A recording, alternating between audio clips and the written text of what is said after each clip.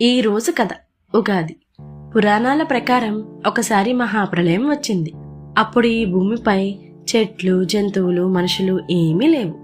అన్నీ నశించిన తరువాత బ్రహ్మదేవుడు మళ్లీ ప్రపంచాన్ని సృష్టించడం ప్రారంభించారు. ఆ రోజే ప్రకృతి మరియు జీవం మళ్లీ ప్రారంభమయ్యాయి. ఆ పవిత్రమైన రోజును ఉగాది అంటారు. ఉగాది అంటే యుగా ప్లస్ ఆది, కొత్త ప్రారంభం. అందుకే ఉగాది రోజు మన తెలుగు కొత్త సంవత్సరం మొదలవుతుంది. తెలుగు పంచాంగం ప్రకారం చైత్రశుద్ధ పాడ్యమి రోజున ఉగాది పండుగ వస్తుంది.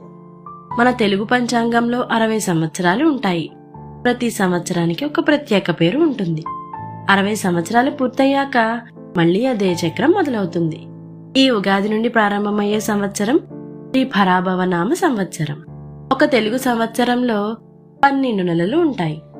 చైత్రము, వైశాఖము, జ్యేష్టము, ఆషాఢము, శ్రావణము, భాద్రపదము, ఆశ్వీజము, కార్తీకము, మార్గశిరము, పుష్యము, మాఘము, పాల్గొనము.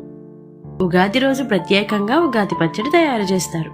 ఇందులో 6 రుచులు ఉంటాయి: తీపి, చేదు, పులుపు, వగరు, కారం, ఉప్పు. ఈ పచ్చడి మనకు ఒక మంచి సందేశం చెప్తుంది. జీవితంలో సంతోషం, కష్టం, ఆశ్చర్యం అన్నీ ఉంటాయి.